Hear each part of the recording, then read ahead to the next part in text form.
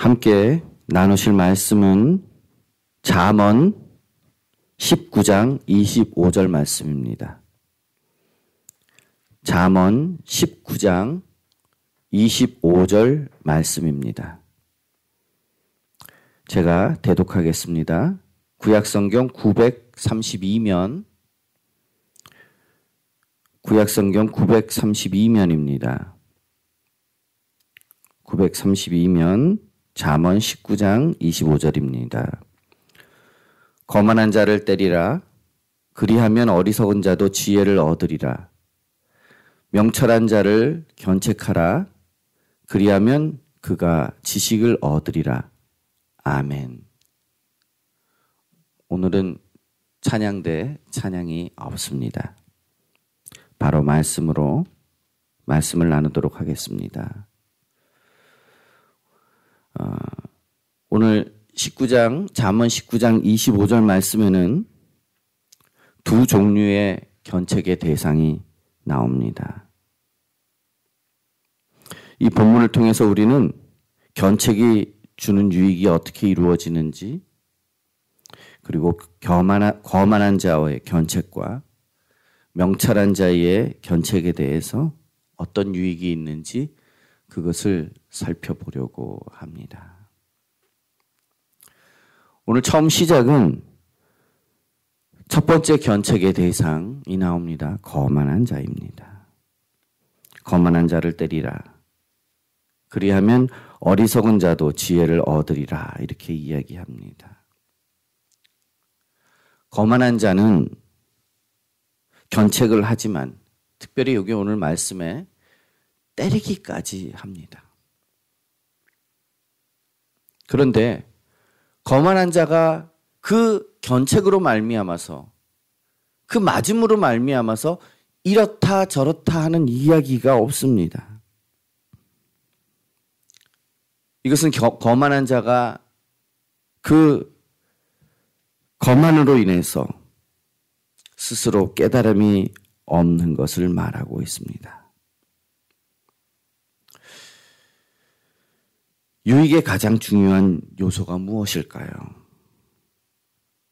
우리가 유익하다, 지혜를 얻는다라는 것은 어떤 상황을 통해서도 배울 수 있는 것을 말합니다.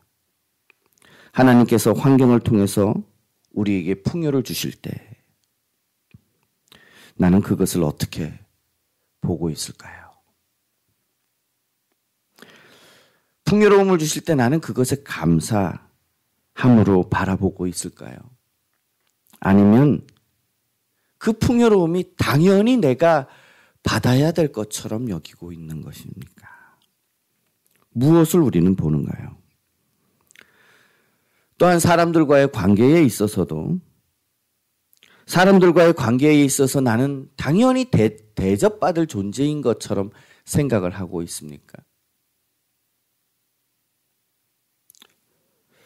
우리가 이러한 여러 가지 관계들을 통해서 배워야 할 것은 무엇일까요?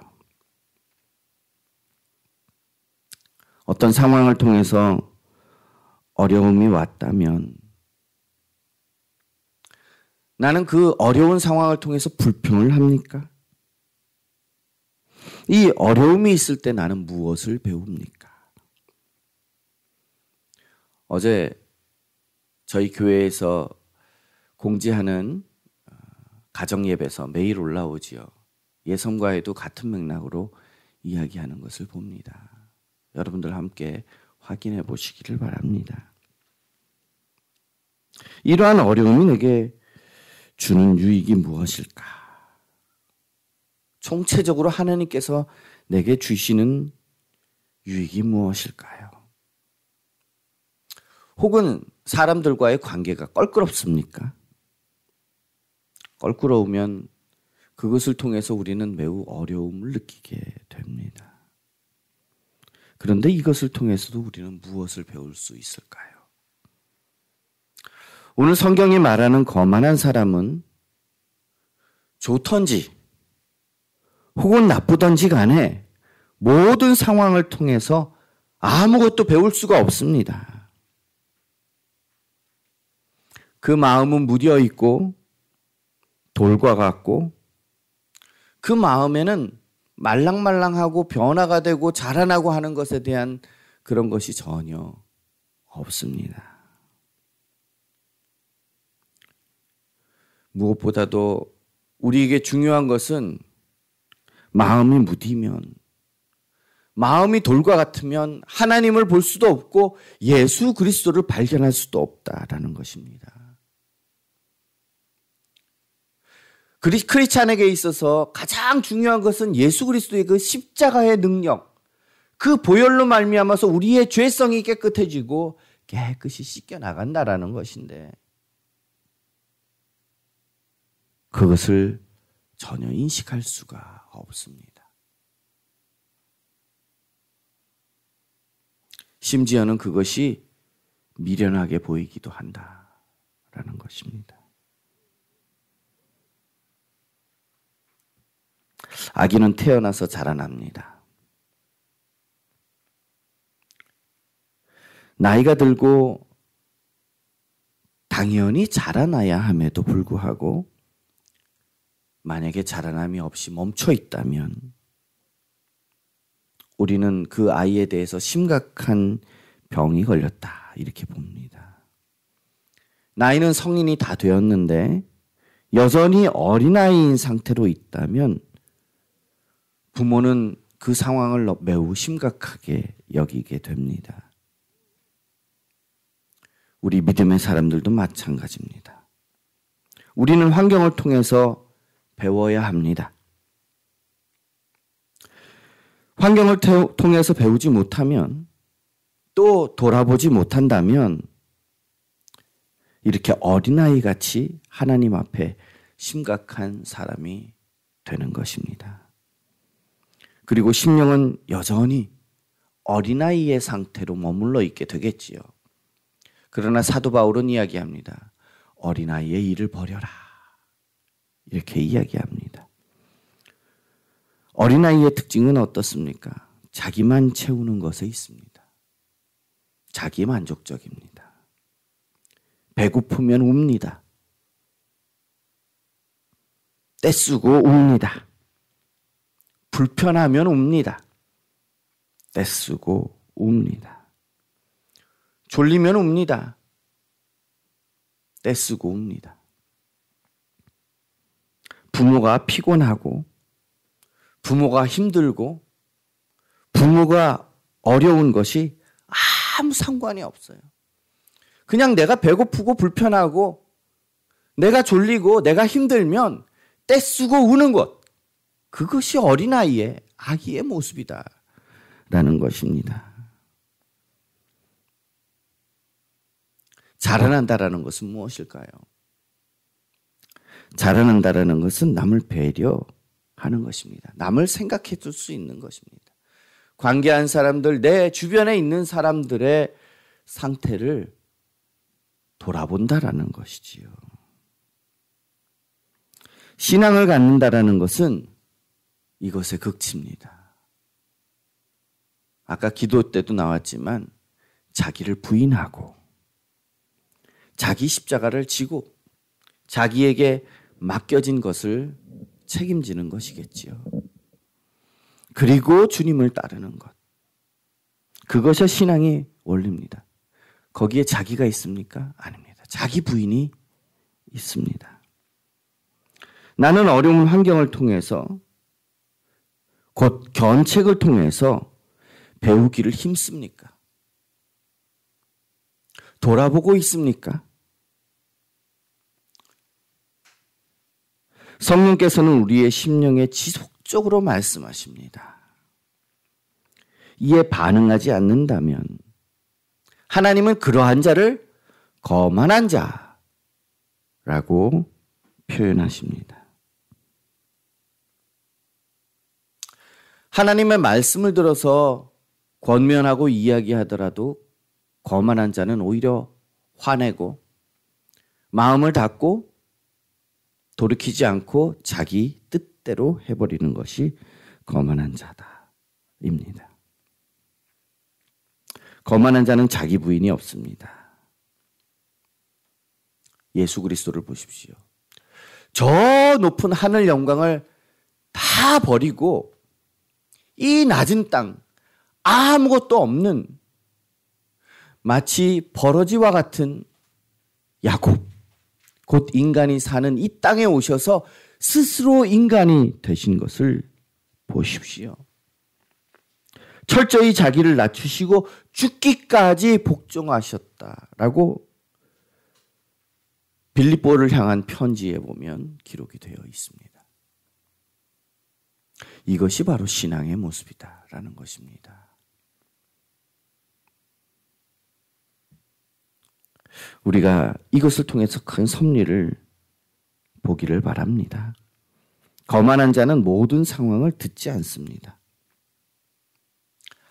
아무것도 듣지 않고 오히려 그 옆에 있는 어리석은 자가 그것을 듣고 지혜를 깨달을 정도입니다.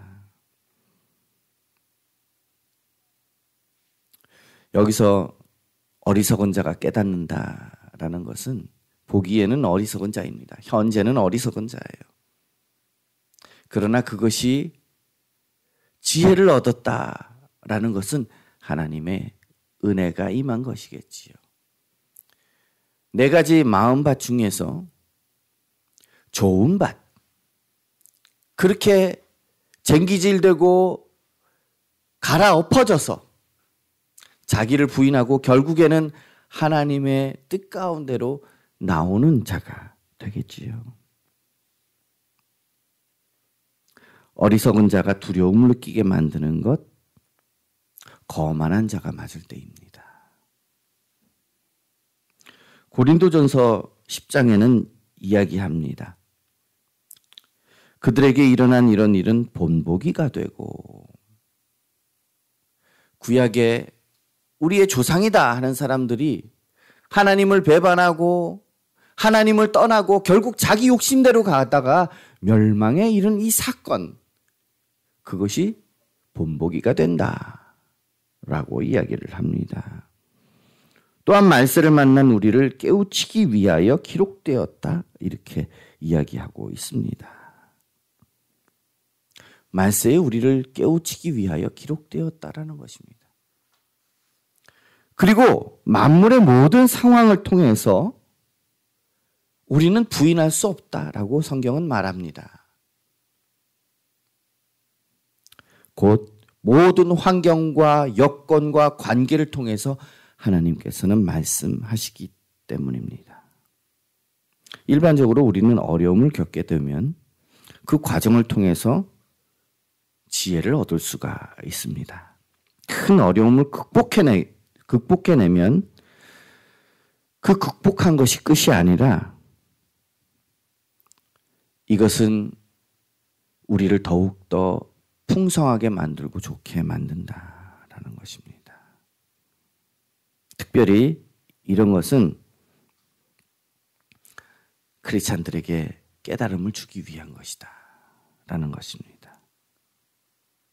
여러분, 이번에 코로나 사태로 여러 가지 사회가 어렵습니다. 특히 저희 나라는 그 코로나 사태와 함께 신천지가 맞물려 있어요. 이 코로나 사태를 인해서 우리는 어떻게 하고 있습니까? 누군가를 정죄하고 미워하고 이단에 대해서 물론 당연히 밝혀야 하겠지만 거기에다가 다 책임을 떠넘기고 있지는 않습니까? 더욱 중요한 것은 이 사건을 통해서 우리는 무엇을 배우고 있는가입니다. 나의 삶은 어떻게 되어야 할까요?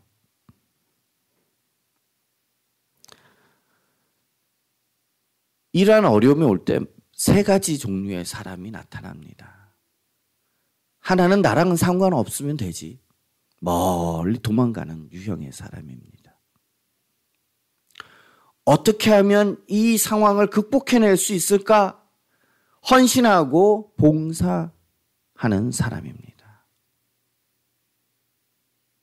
그리고 또 한 가지 종류의 사람은 나만 죽을 수 없어, 같이 죽자, 물귀신 작전 쓰는.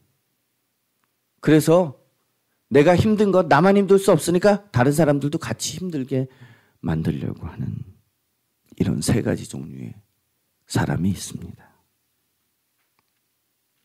우리는 무엇을 선택을 해야 될까요?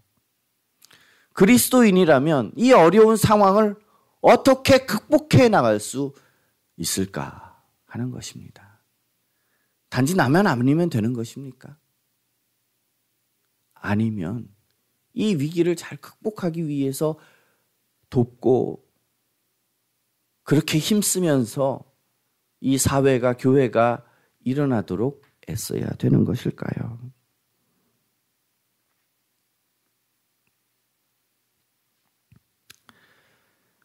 아시아도 요양병원이라고 거기에 193명이 이번에 코로나에 노출이 되었지요. 그 이유는 12번 확진 환자가 요양병원을 돌아다니면서 193명의 환자들을 일일이 다 접촉하고 다녔습니다. 이 병원의 요양원의 직원이었다고 합니다. 자기가 코로나 감염자라는 것을 알았기 때문에, 확진자라는 것을 알았기 때문에 본인 말로는 사무실에만 있었다 이렇게 표현하고 있습니다. 그러나 정부 발표에 의하면 CCTV를 확인해 보니까 전층을 다 돌아다니면서 환자들을 접촉했다고 합니다. 그리고 기자가 질문합니다. 마스크는 썼던가요? 마스크를 쓰지 않고 다니면서 상담하는 것처럼 접촉을 했다고 합니다. 이 사람은 신천지 신도였습니다. 나만 죽을 수 없다고 하는 마음. 상황이 닥칠 때 나는 어떻습니까? 우리가 악한 자를 미워하는 마음 일어날 수 있습니다. 그러나 성경은 악한 자로 인해서 분노하지 말라고 합니다. 왜냐하면 그 마음에는 너 죽고 나 죽자 이런 마음이 있는 것이거든요.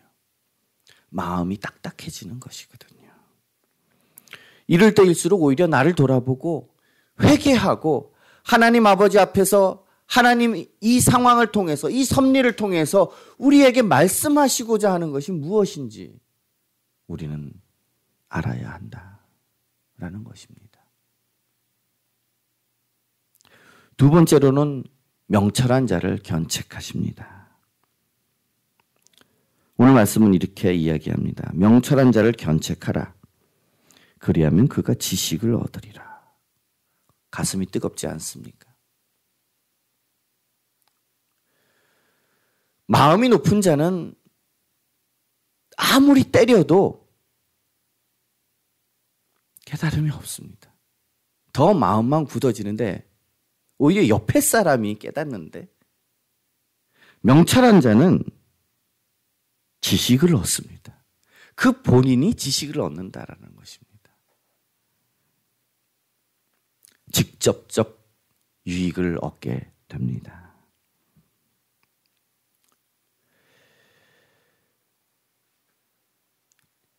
명철한 자의 지식은 나 자신이 현명해질 뿐만 아니라 함께하는 공동체를 살리는 역할을 하게 됩니다. 명철한 자는 리더가 됩니다. 그래서 리더가 되어서 공동체를 함께 일으키게 되는 것입니다.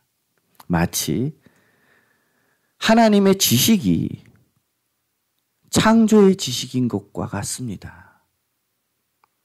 하나님께서 천지를 창조하십니다. 태초에 천지를 창조하십니다. 2장에 보면은 그 창조한 내용에 대한 좀 자세한 내용이, 특별히 인간을 창조한 내용이 나옵니다. 에덴 동산을 원어적으로는 심었다 이렇게 이야기합니다. 심는 것은 건설하고 뭐 이렇게 하는 것은 우리가 건축물을 세워가고 도시가 생겨나는 것들을 생각하지만 심었다라는 것은 생명, 마치 식물을 심는 것과 같은 이미지가 있지 않습니까? 에덴 동산은 가꾸고 세워가는 그런 장소인 것입니다. 에덴 동산을 심고 아담과 하와에게 그것을 다스리도록 명령하십니다. 인간은 흔히 다스린다 하면 큰 왕권을 가지고 내 마음대로 막 휘두를 수 있다고 생각을 합니다. 그러나 하나님 안에서의 다스림은 그런 다스림이 아닙니다. 하나님 안에서의 다스림은 잘 보살피고 가꾸고 아름답게 세워가는 개념이 거기에 있는 것입니다. 명철한 자는 공동체를 다스리고 이끄는 리더로 세워져 가는 지식을 얻게 됩니다. 오늘 말씀에 견책을 했는데, 명철한 자를 견책을 했는데 지식을 얻습니다. 그러므로 견책을 들을 때에 다시는 이러한 견책을 듣지 않은, 견책을 들을 만한 일을 하지 않도록 스스로 방비하고 주의하고 경계하고 스스로를 돌아보는 지식을 얻게 되는 것입니다.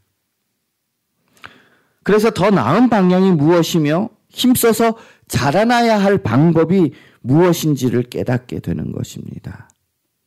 그리고 다시는 어려움을 겪지 않는 방법을 알게 되는 것이지요. 마음이 강팍한 자는 견책을 들을 때에 마음이 딱딱해지기 때문에 포기해버립니다. 아, 나는 할 수 없어. 도저히 할 수 없어. 그리고 스스로를 내려놔 버리게 되는 것이지요. 오히려 화를 내든지 반대하든지 이런 일이 벌어지게 됩니다.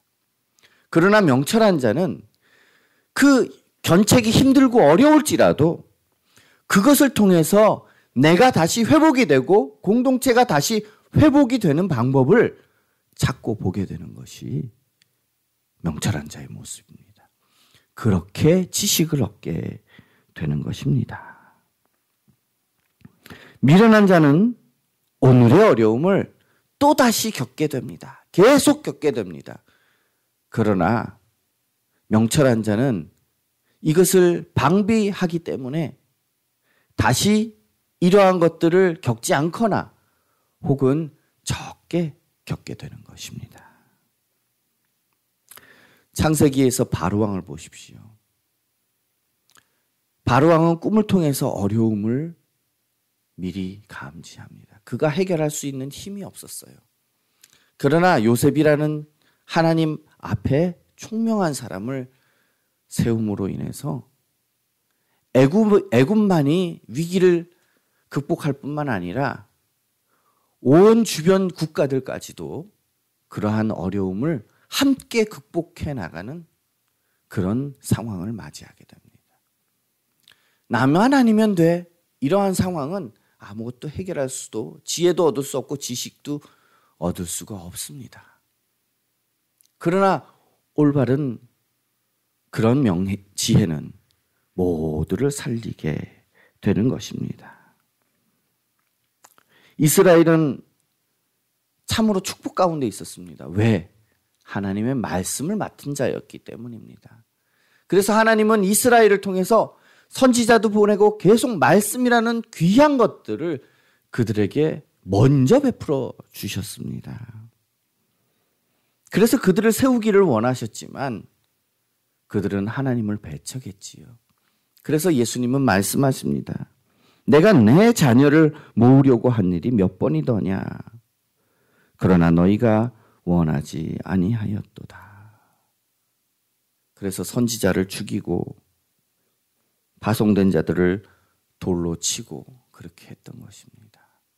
오늘도 우리가 말씀이 선포될 때에 우리가 우리 삶 가운데서 우리를 돌아보고 하나님 아버지 앞에 나오게 하기 위해서 하나님의 말씀과 성령의 역사와 또한 교제를 통해서 깨달음을 주실 때에 우리는 그것을 어떻게 여기고 있습니까? 하나님의 책망은 나에게 어떻게 와닿고 있습니까? 우리는 거만한 자의 모습을 택할 것입니까? 아니면 명철한 자의 모습을 택할 것입니까? 하나님은 누구에게나 견책하십니다. 지금 하나님께서 하시는 견책을 나는 어떻게 받고 있습니까? 나를 돌아보고 회개하고 그리스도를 붙잡고 있습니까? 아니면 여전히 나의 방법을 고집하며 아무것도 배우지 못하고 있습니까? 오늘 우리는 여러 가지 어려운 상황을 통해서 하나님께서 견책하실 때에 하나님의 지혜를 얻고 하나님의 지식 가운데 거하는 귀한 은혜가 넘치기를 축원합니다. 기도하겠습니다. 하나님 아버지 은혜를 감사합니다. 오늘의 여러 가지 상황을 통해서 하나님 말씀 안에서 이것을 바라보게 하시고 성령의 인도하심을 따라서 우리로 하여금 힘을 얻게 하여 주시옵소서. 그래서 주님의 말씀을 통해서 지혜를 얻게 하시고 이 삶을 잘 대처해 나가는, 이 어려움을 잘 대처해 나가는 저희가 될 수 있도록 인도해 주시옵소서. 감사하며 예수 그리스도 이름으로 기도드리옵나이다.